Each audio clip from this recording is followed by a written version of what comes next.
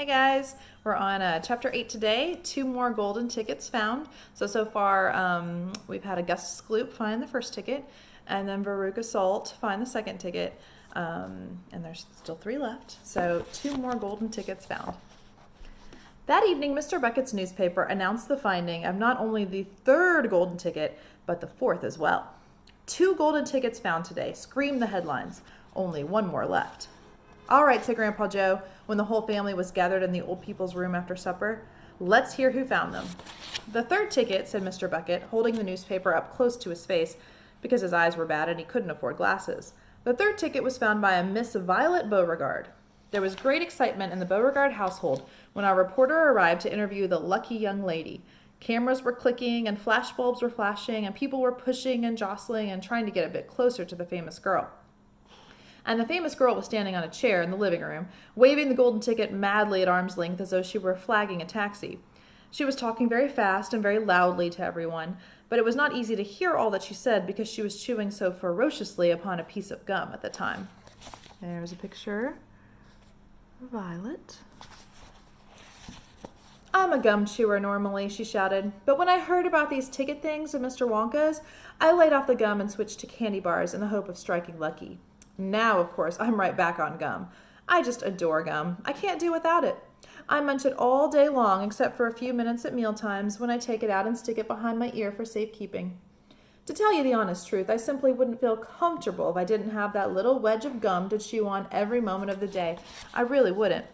My mother says it's not ladylike and it looks ugly to see a girl's jaws going up and down like mine do all the time, but I don't agree. And who's she to criticize anyway? Because if you ask me, I'd say that her jaws are going up and down almost as much as mine are, just from yelling at me every minute of the day. Now, Violet, Mrs. Beauregard said from a far corner of the room, where she was standing on the piano to avoid being trampled by the mob.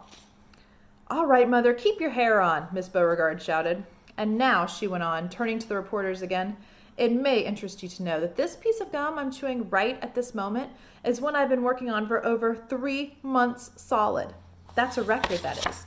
It's beaten the record held by my best friend, Miss Cornelia Prinzmetal, and she was mad. It's my most treasured possession now, this piece of gum is.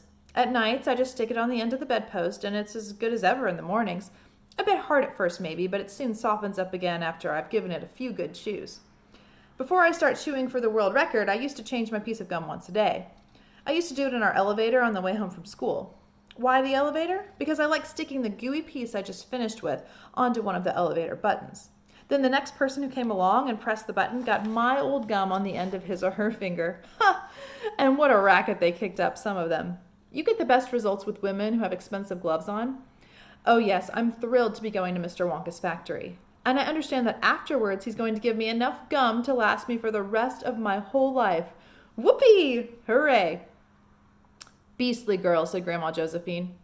Despicable, said Grandma Georgina. She'll come to a sticky end one day, chewing all that gum. You see if she doesn't. And who got the 4th golden ticket, Daddy? Charlie asked. Now let me see, said Mr. Bucket, peering at the newspaper again. Ah, yes, here we are. The 4th golden ticket, he read, was found by a boy called Mike TV. Another bad lot, I'll be bound, muttered Grandma Josephine. Don't interrupt, Grandma, said Mrs. Bucket. The TV household, said Mr. Bucket, going on with his reading, was crammed, like all the others, with excited visitors when our reporter arrived. But young Mike TV, the lucky winner, seemed extremely annoyed by the whole business. Can't you fools see I'm watching television? He said angrily. I wish you wouldn't interrupt. The 9-year-old boy was seated before an enormous television set, with his eyes glued to the screen, and he was watching a film in which one bunch of gangsters was shooting up another bunch of gangsters with machine guns. Mike TV himself had no less than 18 toy pistols of various sizes hanging from belts around his body. And every now and again he would leap up into the air and fire off half a dozen rounds from one or another of these weapons. Quiet, he shouted when someone tried to ask him a question. Didn't I tell you not to interrupt? This show's an absolute whiz-banger. It's terrific. I watch it every day. I watch all of them every day, even the crummy ones where there's no shooting. I like the gangsters best. They're terrific, those gangsters. Especially when they start pumping each other full of lead, or flashing the old stilettos, or giving each other the 1, 2, 3 with their knuckle dusters. Oh boy, what wouldn't I give to be doing that myself? It's the life, I tell you. It's terrific. That's quite enough, snapped Grandma Josephine. I can't bear to listen to it. Nor me, said Grandma Georgina. Do all children behave like this nowadays? Like these brats we've been hearing about? Of course not, said Mr. Bucket, smiling at the old lady in the bed. Some do, of course. In fact, quite a lot of them do, but not all. And now there's only one ticket left, said Grandpa George. Quite so, sniffed Grandma Georgina. And just as sure as I'll be having cabbage soup for supper tomorrow, that ticket'll go to some nasty little beast who doesn't deserve it. All right, end of chapter 8. Chapter 9 will be tomorrow. Grandpa Joe takes a gamble.